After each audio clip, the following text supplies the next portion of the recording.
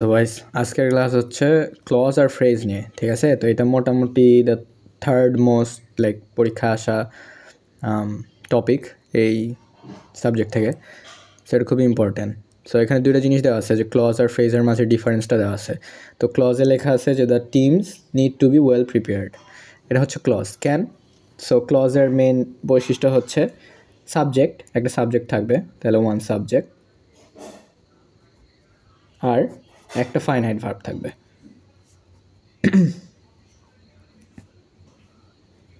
ওকে, so এই জায়গায় এই যে সেন্টেন্সটা আছে যেটা আমাদের ক্লজ, এটা সাবজেক্ট কি? দ্য টিমস, এটা হচ্ছে সাবজেক্ট টিমগুলা। আর ফাইনাইট ভার্ব কি? যে ওদের ওয়েল প্রিপেয়ার্ড থাকতে হবে। So they need to be well prepared, মানে এটা একটা কমপ্লিট সেন্টেন্স হয়ে যাচ্ছে। তো ক্লজ মোটামুটি হচ্ছে একটা নর্মাল সেন্টেন্সের মতোই, এখানে একটা সাবজেক্ট থাকবে, একটা ফাইনাইট ভার্ব থাকবে। দেন ফ্রেজ হচ্ছে কি? যে ফ্রেজে সাবজেক্ট থাকবে, ঠিক আছে, সাবজেক্ট থাকবে, ঠিক আছে, বাট কোনো ফাইনাইট ভার্ব থাকবে না। এখানে নন ফাইনাইট ভার্ব থাকতে পারে, এখানে থাকবে নন ফাইনাইট ভার্ব, অর্থাৎ কোনো কিছু ফুললি ডিফাইন করবে না, ঠিক আছে? তো এটা কেমনে কোনো কিছু ফুললি ডিফাইন করবে না? দেখো, the tournament being so much comparative. তো এটা দিয়ে কী বোঝাচ্ছে? যে টুর্নামেন্টটা খুবই কম্পারেটিভ, অর্থাৎ কি এই জন্যে তো, কিন্তু এটা কিন্তু ফুললি কোনো ক্লু দিল না যে টুর্নামেন্টটা খুবই কম্পিটিটিভ। তো কী হয়েছে, এরপরে আরও কিছু অ্যাড হলেই তখন এই অংশটা, সেন্টেন্সের অংশটা পূর্ণ হবে। এরকম হতে পারে, the tournament being so much competitive, the teams have to try hard to win, বা the normal teams can't win. So যাই হোক, এখানে নন ফাইনাইট ভার্বটা কি? যে বিং, অর্থাৎ হওয়া। সো টুর্নামেন্টটা খুবই কম্পিটিটিভ হওয়া, এটা হচ্ছে নন ফাইনাইট ভার্ব। এখানে কোনো ফাইনাইট ভার্ব না, অর্থাৎ সেন্টেন্সটা একদম সম্পূর্ণ হতে অন্য একটা ফ্রেজের উপরে ডিপেন্ড করা লাগবে, বা একটা ক্লজের উপরে ডিপেন্ড করা লাগবে যেখানে একটা ফাইনাইট ভার্ব আছে। তো ক্লজ কী জিনিস? একটা সিম্পল সেন্টেন্স যেখানে সাবজেক্ট থাকবে, ফাইনাইট ভার্ব থাকবে। আর ফ্রেজ হচ্ছে সাবজেক্ট থাকবে, নন ফাইনাইট ভার্ব থাকবে, ঠিক আছে? এটাই। ওকে, সো ফ্রেজ মোটামুটি হচ্ছে 7 প্রকারের, ঠিক আছে? তো কী কী? Noun, noun phrase, adjective phrase, adverbial phrase মানে adverb phrase, verb, prepositional, interjectional আর কনজাংশনাল। তো এটা মনে রাখার একদম সিম্পল ওয়ে যে যে পার্টস অফ স্পিচ আছে সবগুলোর এক ধরনের ফ্রেজ, বা শুধুমাত্র প্রোনাউনের পরিবর্তে, সো প্রোনাউনাল কোনো ফ্রেজ নাই, প্রোনাউন। সো প্রোনাউনটা বাদ দিয়ে হচ্ছে প্রিপোজিশনাল ফ্রেজ, মানে ওইটার মতো না, বাট ওইটার জায়গাতে প্রিপোজিশনাল। তাহলে মনে রাখতে সুবিধা হবে যে সব 6টা পার্টস অফ স্পিচ, দেন একটা হচ্ছে প্রোনাউন বাদ দিয়ে প্রিপোজিশনাল ফ্রেজ। তো এবার প্রথমে নাউন ফ্রেজে আসি। তো নাউন ফ্রেজ কীরকম? যে নাউন কোনো নাম সাজেস্ট করতেছে অলরেডি যে কীরকম হবে। সো এটা হবে এরকম যে কোনো বাক্যে শুধু একটা নাউন, যেরকম রহিম, করিম বা ঢাকা বা হ্যান ত্যান, নাউন তো সবাই চিনেই। তো নাউন বাদ দিয়ে যদি একটা ফ্রেজ, অর্থাৎ যে একটা সাবজেক্ট দেন একটা নন ফাইনাইট ভার্ব, এরকম একটা বাক্যাংশ যদি নাউনের মতো কাজ করে ওই সেন্টেন্সে, তাহলে হচ্ছে ওইটাকে বলবে নাউন ফ্রেজ। ওকে, সো আরেকটা জিনিস যে নাউন ফ্রেজে যেই বাক্যাংশ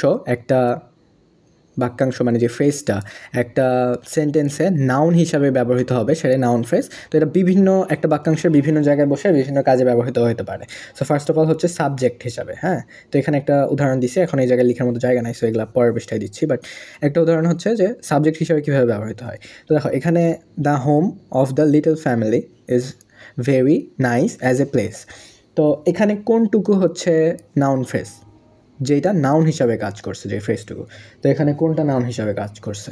যে the home of the little family, তাই না? কারণ ছোট্ট পরিবারের বাসাটা, তো এখানে বাসাটাই তো অ্যাকচুয়ালি নাউন, বাট এটা কোনটা? ওই পরিবারের বাসাটা। তো গোটা দিয়ে একটা যেহেতু নির্দিষ্ট অর্থ প্রকাশ করছে, তাহলে এটাই হচ্ছে কি বলে, নাউন ফ্রেজ। আর এটা এই বাক্যে সাবজেক্ট হিসাবে কাজ করছে। তো এইটুকু হচ্ছে নাউন ফ্রেজ, অ্যান্ড এটা এই বাক্যে সাবজেক্ট হিসাবে কাজ করছে। তো the home of the little family is very nice as a place, মানে একটা জায়গা হিসাবে ছোট পরিবারের বাসাটি খুবই সুন্দর। ওকে, সো আরেকটা হচ্ছে নাউন ফ্রেজ, যেটা সাবজেক্টের বাক্যের যে জায়গায় বসে, সেটা হচ্ছে প্রিপোজিশনের অবজেক্ট হিসাবে। তো প্রিপোজিশনের অবজেক্ট জিনিসটা কি? যেরকম একটা প্রিপোজিশন আমরা যদি উদাহরণ দেই, যে কী দেওয়া যায়? He is proud of, he is proud of, কি বলা যায়? He is proud of his result বলা যেতে পারে। হ্যাঁ, সো হিজ রেজাল্ট। তো এটা হচ্ছে এই যে অফ আছে না, তো এই অফটা হচ্ছে আমাদের প্রিপোজিশন। তো এইটার অবজেক্ট হচ্ছে এর পরেরটুকু, যে সে কোন বিষয়ে প্রাউড, হিজ রেজাল্ট, তার কী বলে রেজাল্টের বিষয়। তো এটা হচ্ছে এই প্রিপোজিশনটার অবজেক্ট এইটা। তো এইটা যেহেতু একটা ফ্রেজ হিসেবে ব্যবহৃত হচ্ছে একাধিক বাক্যাংশ, এটাকে একটু কমপ্লেক্স করা যায়, যে হিজ গুড রেজাল্ট দেওয়া যেতে পারে, গুড রেজাল্ট, তাহলে জিনিসটা ভালো দেখাচ্ছে। তো he is proud of his good result, তার ভালো রেজাল্টের ব্যাপারে সে অনেক প্রাউড। সো এই যে অফের পরে যে জিনিসটা আছে, অর্থাৎ এই প্রিপোজিশনের পরে, এটা হচ্ছে এই প্রিপোজিশনের অবজেক্ট। তো এই প্রিপোজিশনের অবজেক্ট যদি শুধু একটা ওয়ার্ড না থাকে, একটা ফ্রেজ থাকে, যে হিজ গুড রেজাল্ট এরকম একটা ফ্রেজ থাকে, তাহলে ওই ফ্রেজটাই হচ্ছে ওই প্রিপোজিশনের অবজেক্ট বা নাউন ফ্রেজ, যে নাউন ফ্রেজটা প্রিপোজিশনের অবজেক্ট হিসেবে সেন্টেন্সে ব্যবহৃত হচ্ছে। তো এটা গেল আরেকটা উদাহরণ। ওকে, সো এবার হচ্ছে নাউন ফ্রেজ কীভাবে কোনো সেন্টেন্সের অবজেক্ট হিসেবে কাজ করতে পারে। সো আমরা যদি শুধু একটা সেন্টেন্স লিখি যে আই লাইক প্লেয়িং, অর্থাৎ আমার খেলতে ভালো লাগে বা আমি খেলতে পছন্দ করি, এটা অলরেডি একটা সেন্টেন্স হয়ে গেল, বাট এখানে কোনো নাউন ফ্রেজ নাই। তো এই বাক্যে যদি আমরা একটা অবজেক্ট অ্যাড করি, যে I like playing in the field, FIELD, field. Okay, so I like playing in the field, এখানে প্লেয়িং ইন দ্য ফিল্ড এই যে একটা আমাদের হচ্ছে কি বলে অবজেক্ট আছে, এই অবজেক্টে হচ্ছে নাউন ফ্রেজ, কিন্তু একটা সেন্টেন্সের অবজেক্ট হিসাবে কাজ করছে। তো এইটুকু হচ্ছে আমাদের নাউন ফ্রেজ, এখানে নাউন ফ্রেজ যেটা একটা বাক্যে অবজেক্ট হিসাবে কাজ করলো। তো আমাদের সাবজেক্ট গেল, আমাদের হচ্ছে অবজেক্ট গেল, আমাদের গেছে কি প্রিপোজিশনেরটা গেছে। এবার আরেকটা জিনিস আছে, সেটা হচ্ছে সাবজেক্টের কমপ্লিমেন্ট হিসাবে। সো এরকম একটা সাবজেক্টের কমপ্লিমেন্ট, সাবজেক্ট এর কমপ্লিমেন্ট। সাবজেক্টের কমপ্লিমেন্ট বিষয়টা কীরকম, যেরকম বলা যায় যে Johnny is a man of his word. এর সিম্পল বাংলা এরকম যে জনি তার কথা রাখে, ঠিক আছে। তো এই জিনিসটাকে যদি আমরা এইভাবে লিখি, তাহলে এই ম্যান অফ হিজ ওয়ার্ড হচ্ছে আমাদের এখানকার একটা সাবজেক্টকে কমপ্লিমেন্ট করা হচ্ছে, অর্থাৎ জনিকে। তো আমরা যদি জনিকে কমপ্লিমেন্ট করি একটা ফ্রেজ দ্বারা, এই যে a man of his word, এটা একটা ফ্রেজ। ওকে, তো এটা কী ফ্রেজ, এটা হচ্ছে নাউন ফ্রেজ, যেটা জনিকে কমপ্লিমেন্ট করছে, অর্থাৎ সাবজেক্ট সেন্টেন্সের সাবজেক্টকে কমপ্লিমেন্ট করছে। তো এটাই হচ্ছে সাবজেক্টের কমপ্লিমেন্ট। আর এই যে লাস্টে যেটা আছে, এটা হচ্ছে ফ্রেজ, এটা হচ্ছে আমাদের নাউন ফ্রেজ। তো নাউন ফ্রেজটা আবার কীভাবে বসলো বাক্যে, সাবজেক্টের কমপ্লিমেন্ট হিসাবে। তো এইটাই মোটামুটি যে নাউন ফ্রেজের সব ধরনের উদাহরণ, চারটাই দেখাই দিলাম। তো এগুলা কিন্তু পরীক্ষায় আসে এভাবে, যে কোনটা কোন ফ্রেজ। তো এরকম দু একটা উদাহরণ মনে রাখা খুবই ইম্পর্টেন্ট। সো এই জায়গায় যে অ্যাডজেক্টিভ ফ্রেজের পরে, হ্যাঁ, নাউন ফ্রেজের পরে, তো আমরা অ্যাডজেক্টিভ জিনিসটা মোটামুটি বুঝি, যে অ্যাডজেক্টিভ কি, নাউন প্রোনাউনের দোষ, গুণ, সংখ্যা, পরিমাণ ইত্যাদি আরও অনেক কিছু আছে, এগুলো যেই জিনিস দিয়ে বা যে ওয়ার্ড দিয়ে প্রকাশ করা হয়। এখন অ্যাডজেক্টিভ ফ্রেজটা একদম সেম, যে শুধু একটা ওয়ার্ড যেটা অ্যাডজেক্টিভ হইতো, সে ওয়ার্ডের বদলে ওই জায়গায় একটা ফ্রেজ থাকবে, ওই ফ্রেজ দিয়ে নাউন বা প্রোনাউনের দোষ, গুণ, সংখ্যা, পরিমাণ ইত্যাদি প্রকাশ করা হবে। তো এখানে দুইটা উদাহরণ দিছি, যে Ghalib has a dark briefcase, অর্থাৎ একটা ডার্ক কালারের ব্রিফ কেস আছে গালিবের কাছে। তো এটা কি, এখানে হচ্ছে এই ডার্কটা হচ্ছে আমাদের শুধু অ্যাডজেক্টিভ, যে ব্রিফ কেসটা ডার্ক, এটা অ্যাডজেক্টিভ ফ্রেজ না। এবার যদি আমরা এটা বলি যে Habib has a dark sense of humour, এখন দেখো ডার্ক সেন্স অফ হিউমার গোড়াটা কিন্তু একটা নির্দিষ্ট অর্থ প্রকাশ করছে, যেটা এই আমাদের সাবজেক্টটাকে বা নাউনটাকে মডিফাই করছে, যে তার কাছে, এই মানুষটার কাছে একটা ডার্ক সেন্স অফ হিউমার আছে, যেটা দিয়ে মাঝে মাঝে নিজেকেই পার্সোনাল অ্যাটাক দেয়, বাট আমরা ওইদিকে না যাই। সো এই জিনিসটা হচ্ছে ওই ফ্রেজ আমাদের, আর এই জিনিসটা শুধু হচ্ছে এই ব্রিফ কেসটা আছে যেটা ডার্ক, এটা শুধু অ্যাডজেক্টিভ। তো শুধু অ্যাডজেক্টিভ আর অ্যাডজেক্টিভ ফ্রেজের মধ্যে ডিফারেন্সটা বোঝা গেল। এবার কাটাখালী ইজ এ সিটি, এটা যদি আমরা বলি যে কাটাখালী একটা শহর এলাকা, তো এখানে শুধু সিটি দিলে এটা কাটাখালী কী সেটা প্রকাশ করলো, ঠিক আছে, মিটে গেল, এটা শুধু একটা অ্যাডজেক্টিভ। এবার Katakhali is a city full of buildings, যে কাটাখালী একটা শহর যেখানে প্রচুর অট্টালিকা আছে। তো এই যে গোটাটা যখন একটা ফ্রেজ হিসাবে ইউজ হচ্ছে, তখন এটা শুধু অ্যাডজেক্টিভের বদলে একটা ফ্রেজ থাকছে, ওই জিনিসটা যদি নাউন, আমাদের যে নাউনটা থাকছে ওইটার দোষ, গুণ, সংখ্যা, পরিমাণ আর যা যা আছে সেটা প্রকাশ করে, তাহলে ওইটা হয়ে যাবে আমাদের অ্যাডজেক্টিভ ফ্রেজ, অ্যাডজেক্টিভের বদলে অ্যাডজেক্টিভ ফ্রেজ। এটা খুবই সিম্পল, এখানে অ্যাকচুয়ালি কমপ্লেক্স করার কিছু নেই। অ্যাডজেক্টিভ ফ্রেজটা খুবই। নেক্সট ফ্রেজটা কেমন, যে অ্যাডভার্বিয়াল ফ্রেজ, এটাও একদম অ্যাডজেক্টিভের মতোই, যে এটা অ্যাডভার্বের জায়গায় শুধু একটা ওয়ার্ড না থাকে, অর্থাৎ একটা অ্যাডভার্ব না থাকে, একটা ফ্রেজ থাকবে। তো আমরা অ্যাডভার্বকে আমরা আইডেন্টিফাই করি যে ভার্বকে কখন, কোথায়, কেন বা আরও কয়েকটা প্রশ্ন আছে, এগুলো দিয়ে প্রশ্ন করলে যে উত্তর পাওয়া যায় সেটাই হচ্ছে অ্যাডভার্ব বা ভার্বকে মডিফাই করে সিম্পলি বলতে গেলে। So the train was running, এইটুকু আমাদের সেন্টেন্স, এখানে রানিং হচ্ছে ভার্ব। তো এটাকে যদি আমরা কেন বা কিভাবে, এটাকে কিভাবে লেখা যায়, কিভাবে, ওকে। সো আমরা এখানে রানিংটাকে কিভাবে দিয়ে প্রশ্ন করি যে ট্রেনটা ছুটছিল কিভাবে, ব্রো আমার হাতের লেখা এমন নাই এখানে। সো কীভাবে দিয়ে প্রশ্ন করলাম যে ট্রেনটা কীভাবে ছুটছিল অ্যাট এ হাই স্পিড, অর্থাৎ খুবই উচ্চ গতিতে বা দ্রুত গতিতে। সো এই যে আমরা একটা অ্যান্সার পাইলাম না যে অ্যাট হাই স্পিড, এটা কি একটা ওয়ার্ড? না, এটা একটা ওয়ার্ড না, এটা হচ্ছে একটা ফ্রেজ, অর্থাৎ কয়েকটা ওয়ার্ডের সমষ্টি। তো অ্যাট হাই স্পিড এ ট্রেনটা ছুটছিল, তো আমরা যে ফ্রেজটা পাইলাম এটা হচ্ছে আমাদের অ্যাডভার্বিয়াল ফ্রেজ। কেন? কারণ হচ্ছে যে আমরা রানিংকে কীভাবে দিয়ে প্রশ্ন করে অ্যান্সারটা পাইলাম, তো এটা অ্যাডভার্ব, কিন্তু এখানে যেহেতু একটা ফ্রেজ আকার আছে সেহেতু অ্যাডভার্বিয়াল ফ্রেজ। এই সিম্পলি এখানে যেরকম কখন, হি ওয়েন্ট টু ইউনিভার্সিটি, তো কখন গেছে ইউনিভার্সিটি? ইন টাইম, অর্থাৎ সময়ের মধ্যে গেছে। তো এটাকে আমরা কখন দিয়ে প্রশ্ন করে পাইলাম, সো ইন টাইম, এটা আরেকটা ফ্রেজ। সো এটা হচ্ছে আবার অ্যাডভার্বিয়াল ফ্রেজ। দেন আরেকটা যে কোথায়, we went to the national park, তো দ্য ন্যাশনাল পার্ক যেখানে গেছি আমরা সেটা কি? দ্য ন্যাশনাল পার্ক, এটা আরেকটা ফ্রেজ। ওকে, সো এটা অ্যাডভার্বিয়াল ফ্রেজ। কেন? কারণ আমরা এটাকে পাইলাম কোথায় প্রশ্ন করে এই ভার্বকে, যে আমরা গেছিলাম, কোথায় গেছিলাম? The national park. এইভাবে এই 3টা বা 4টা প্রশ্ন করে আমাদের যে যদি ফ্রেজ আকারে পাওয়া যায় সেটা অ্যাডভার্বিয়াল ফ্রেজ, আর যদি শুধু একটা ওয়ার্ড আকারে পাওয়া যায় তাহলে সেটা অ্যাডভার্ব। সিম্পল। ওকে, সো এবার হচ্ছে ভার্বাল ফ্রেজ বা ভার্ব ফ্রেজ। ওকে, দুইটা সেম জিনিস। তো এটা খুবই সিম্পল, যে যেখানে আমাদের ভার্ব একটা জিনিস কাজ করা বোঝায়, সেটা আমাদের শুধু একটা ওয়ার্ড না হয়ে কয়েকটা বা একাধিক ওয়ার্ড মিলে আমাদের ভার্বটা প্রকাশ করবে বা ভার্ব হিসেবে কাজ করবে। সো এখানে যেরকম একটা উদাহরণ আছে যে Tisha is waiting for Johnny, তো এখানে অ্যাকচুয়ালি এটা মনে হয় যে অক্সিলারির পরে একটা ভার্বের সাথে আইএনজি আছে, বাট এই ইজ ওয়েটিং জিনিসটা কিন্তু একটা ভার্বাল ফ্রেজ, শুধু একটা ভার্ব না। এটা একটা ভার্ব, এটা একটা ভার্ব, দুটো মিলে একটা ভার্বাল ফ্রেজ, কারণ দুইটা একই জিনিস একই ভার্ব হিসাবে বা একটা ভার্ব হিসাবে বা কাজ করা অর্থ বোঝাচ্ছে। এবার হচ্ছে Jyoti has been speaking to Habib for 2 hours, তো যাই হোক কে কার সাথে কথা বলছে এটা আমাদের দেখার বিষয় না, বাট এই জিনিসটা হচ্ছে যে হ্যাজ বিন স্পিকিং, সেম এটার মতোই, এটা হচ্ছে কয়েকটা ওয়ার্ড মিলে কথা বলছিল, একটা কাজটা কয়েকটা ওয়ার্ড মিলে প্রকাশ করছে। সো সেই ক্ষেত্রে এটাও একটা ভার্বাল ফ্রেজ, এটাও একটা ভার্বাল ফ্রেজ। তো এটা সহজ, ভার্বাল ফ্রেজে তেমন বোঝানোর কিছু নাই। ওকে, সো প্রিপোজিশনাল ফ্রেজ সিমিলারলি, যে একটা ফ্রেজ যদি প্রিপোজিশন হিসাবে কাজ করে, যেমন শি ইজ, এই যে আমাদের অ্যাট না থেকে যদি অ্যাট দ্য পয়েন্ট অফ থাকে, অ্যাট দ্য পয়েন্ট অফ, এগুলোটাই হচ্ছে আমাদের একটা prepositional phrase, at the point of death, অর্থাৎ সে মৃত্যুর মুখে। তো এই জিনিসটা একটা ফ্রেজ ওইখানে প্রিপোজিশন হিসাবে কাজ করছে, তো এইটাই হচ্ছে প্রিপোজিশনাল ফ্রেজ। বা he was going across the road, so এটা হচ্ছে প্রিপোজিশনাল ফ্রেজ। একদম সহজ, একাধিক ওয়ার্ড অর্থাৎ একটা ফ্রেজ এখানে প্রিপোজিশন হিসেবে কাজ করছে, so prepositional phrase. Okay, so conjunctional phrase কেমন, যে কনজাংশনগুলো অর্থাৎ দুইটা বাক্যকে সংযুক্তকারী যে কনজাংশন আছে ওগুলো যদি একটা ফ্রেজের মতো থাকে, যেরকম এখানে কিছু একদম সিম্পল ওয়ার্ড, অ্যাকচুয়ালি কয়েকটা ওয়ার্ডই হচ্ছে কনজাংশনাল ফ্রেজ, এর বাইরে কোনো কনজাংশনাল ফ্রেজ হয় না। যেরকম as long as we are safe, as long as we run, আমরা যতক্ষণ দৌড়াবো ততক্ষণ আমরা নিরাপদ। এরকম অ্যাজ লং অ্যাজ বা as well as, I have a book as well as a pen, আমার কাছে একটা বই আছে এবং একটা কলমও আছে। এরকম আর কিছু ওয়ার্ড আছে যেরকম অ্যাজ ইফ, এটা একটা কনজাংশনাল ফ্রেজ।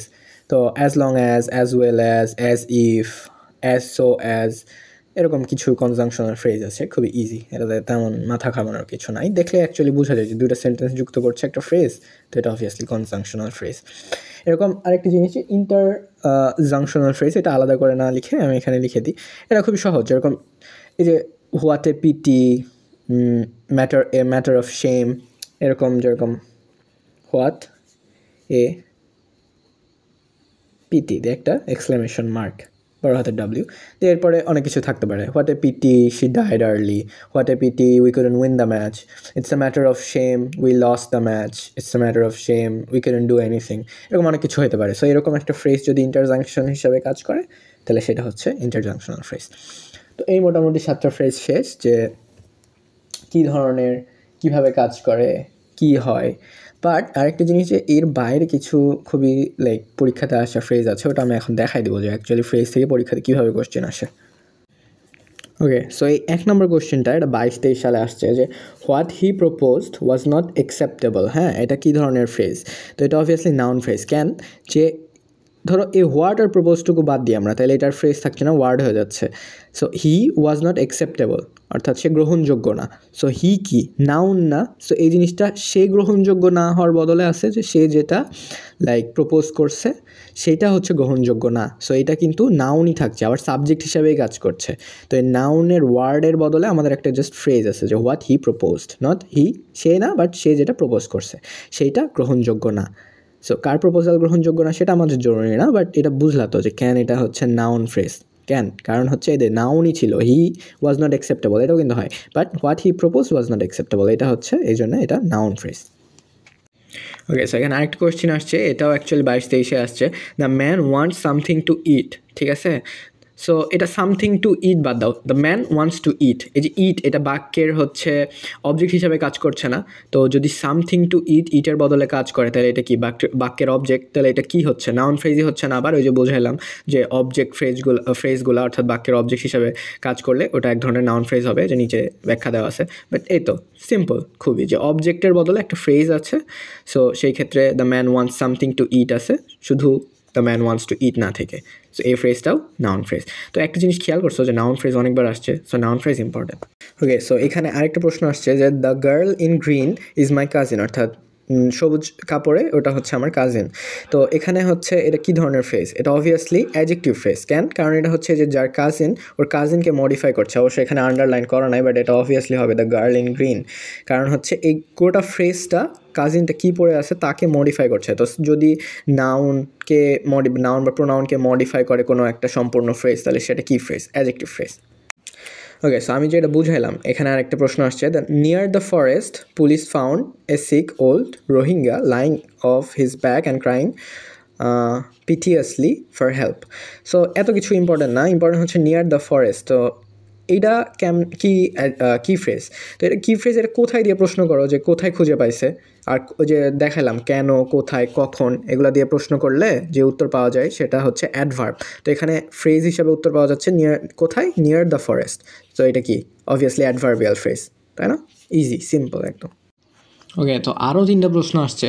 তো 14 নম্বর থেকে দেখি যে হি weighted in front of the house, এই যে ইন ফ্রন্ট অফ এটা কী ধরনের ফ্রেজ? তো অবভিয়াসলি বোঝাই যাচ্ছে যে অফ আছে, তো এটা প্রিপোজিশন, বাট প্রিপোজিশনটা ইউজ হয়েছে ইন ফ্রন্ট অফ অর্থাৎ ফ্রেজ হিসাবে। তো অবভিয়াসলি প্রিপোজিশনাল ফ্রেজ কিন্তু বোঝা একদম ইজি। দেন নিচেরটাতে আসি, they love each other heart and soul. তো হার্ট অ্যান্ড সোল এখানে কঠোর পরিশ্রম বা প্রাণপণ বোঝাচ্ছে, এটা লেখা আছে নিচে। বাট মেন কথা হচ্ছে যে এটা কী ধরনের ফ্রেজ, এটা আমরা কেমনে বুঝবো? এই যে এখানে আমরা প্রশ্ন করি যে কীভাবে ভালোবাসে, সো কীভাবে দিয়ে প্রশ্ন করে আমরা পাচ্ছি হার্ট অ্যান্ড সোল। তো অবভিয়াসলি অ্যাডভার্বিয়াল ফ্রেজ, যেহেতু একটা কীভাবে প্রশ্ন করে, কখন, কীভাবে, এগুলো প্রশ্ন করলে যেটা পাওয়া যায় সেটা অ্যাডভার্বিয়াল ফ্রেজ। এবার হচ্ছে 16 নম্বর, qualifying in the test is not easy. So এখানে শুধু যদি থাকতো the test is not easy, তাহলে দ্য টেস্ট একটা নাউন হিসাবে কাজ করতো, তাই না? বাট এখানে যেহেতু এটা ফুললি ফ্রেজ আকারে আছে, নাউনের বদলে একটা নাউন ফ্রেজ আছে, নাউন ফ্রেজ খুবই সহজ।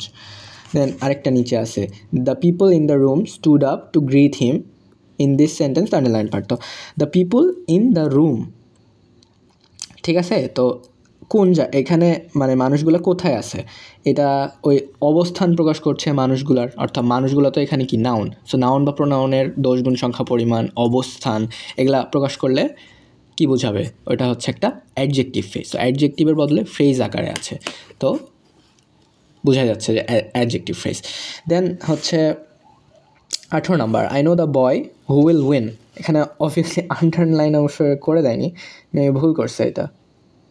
হ্যাঁ, এখানে প্রশ্নটা একটু ভুল তোলা আছে, অ্যাকচুয়ালি ভুল তোলা নাই, বাট কী আন্ডারলাইন করবে ওটা তো নির্দিষ্ট করা নাই। এখানে অবশ্য লিখে দিছে ব্যাখ্যায় যে হু উইল উইন, তাইলে হচ্ছে এই বয়টা কী করছে? জিতছে। এটা বয়ের দোষ, গুণ, সংখ্যা, পরিমাণ নির্বাচন করছে, এই জন্য এটা অ্যাডজেক্টিভ।